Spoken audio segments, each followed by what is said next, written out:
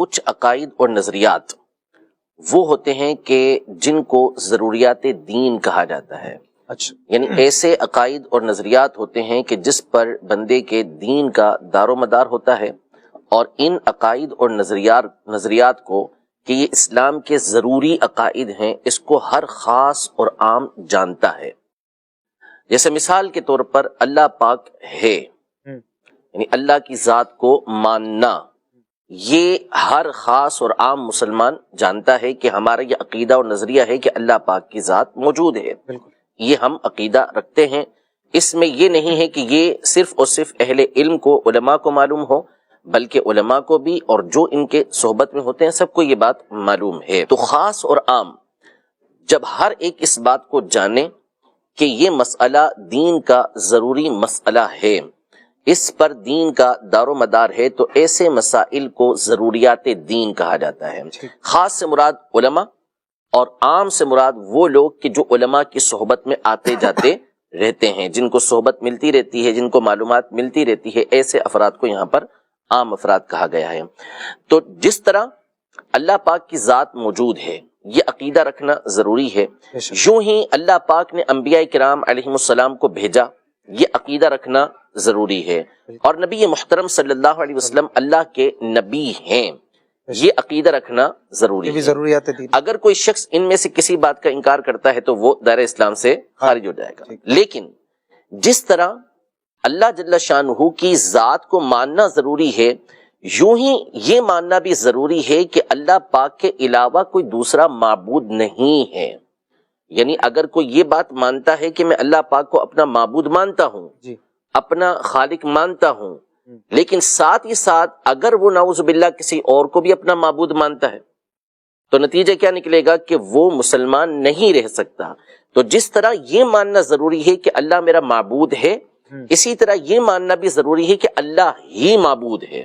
ٹھیک ہے، صرف یوں ہی جس طرح یہ عقیدہ رکھنا ضروری ہے کہ نبی پاک صلی اللہ علیہ وسلم ہمارے نبی ہیں، یوں ہی یہ عقیدہ رکھنا ضروری ہے کہ نبی پاک صلی اللہ علیہ وسلم اللہ کے آخری نبی ہیں. اچھا. تو اگر کوئی یہ مان لیتا ہے کہ میں نبی پاک صلی اللہ علیہ وسلم کو نبی مان رہا ہوں، لیکن آپ علیہ الصلوۃ والسلام کو آخری نبی نہیں مانتا، جس کو ہم خاتم النبیین کہتے ہیں، تو اس صورت میں وہ مسلمان نہیں رہ سکتا. دوسری بات یہ کہ ختم نبوت کے حوالے سے ہمارا عقیدہ اور نظریہ کیا ہے کہ نبی پاک صلی اللہ علیہ وسلم کے زمانے میں اور نبی پاک صلی اللہ تعالی علیہ وآلہ وسلم کے بعد کوئی نیا نبی نہیں آئے گا.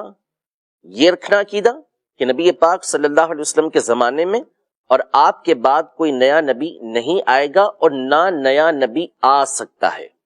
اگر کوئی یہ عقیدہ رکھتا ہے کہ نبی پاک صلی اللہ علیہ وسلم کے بعد کوئی نیا نبی نہیں آئے گا، کہتا ہے کہ نہیں آئے گا، لیکن وہ اس کو ممکن مانتا ہے کہ ہو سکتا ہے کوئی نیا نبی آ جائے، تو ایسا شخص بھی دائرہ اسلام سے خارج ہو جائے گا.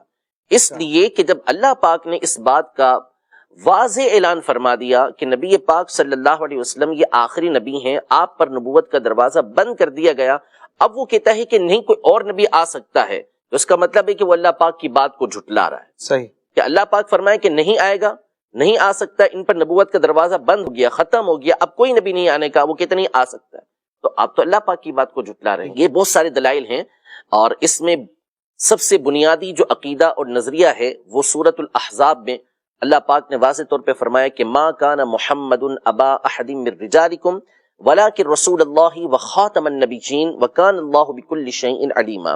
یعنی محمد صلی اللہ علیہ وسلم تم میں سے کسی مرد کے والد نہیں ہیں، وہ تو خاتم النبیین ہیں، یعنی تمام نبیوں میں سب سے آخر ہیں اور اللہ کے رسول ہیں، اور اللہ ہر شے کو جاننے والا ہے. تو یہ اللہ پاک نے واضح اعلان فرما دیا سورۃ الاحزاب کے اندر کہ نبی پاک صلی اللہ علیہ وسلم یہ اللہ کے آخری نبی ہیں، اب کوئی دوسرا نبی ہو نہیں سکتا. تو یہ جاننا ضروری ہے. یہ تو ہو گیا عقیدہ اور نظریہ ہمارا کہ نبی پاک صلی اللہ تعالی علیہ وآلہ وسلم کے زمانے میں اور آپ کے بعد کوئی نیا نبی نہ آیا ہے، نہ آئے گا، نہ آ سکتا ہے. ٹھیک ہے، یہ عقیدہ رکھنا ضروری ہے. جب تک یہ عقیدہ نہیں رکھیں گے کوئی مسلمان نہیں ہو سکتا. یہ ضروریات دین میں سے ہے جس پر بندے کے دین کی بنیاد ہے. یہ تو ہمارا عقیدہ اور نظریہ ہے. باقی رہا نبی پاک صلی اللہ تعالیٰ علیہ وآلہ وسلم کی بہت ساری احادیث طیبہ بھی ہیں، اور جو شخص اس نظریے اور عقیدے کا انکار کرتا ہے تو گویا کہ وہ اللہ پاک کی ذات کے اوپر حملہ کرتا ہے، وہ نبی پاک صلی اللہ تعالیٰ علیہ وسلم کی ذات پر حملہ کرتا ہے کہ ان لوگوں نے نعوذ باللہ جھوٹ بولا، جبکہ اللہ اور اس کے رسول فرما رہے ہیں کہ نہیں آئے گا. تو اب وہ جب کہے گا کہ آ سکتا ہے یا آیا یا آئے گا تو نعوذ باللہ انہوں نے کہا کہ اللہ پاک نے یا رسول پاک صلی اللہ علیہ وسلم نے جھوٹ بولا ہے. تو یہ عزت پر ہی حملہ ہوا کہ کسی کو جھوٹا قرار دینا. تو اس سے ہم اس کی امپورٹنٹ سمجھ سکتے ہیں، اس کی اہمیت کو اچھی طرح سے سمجھ سکتے ہیں.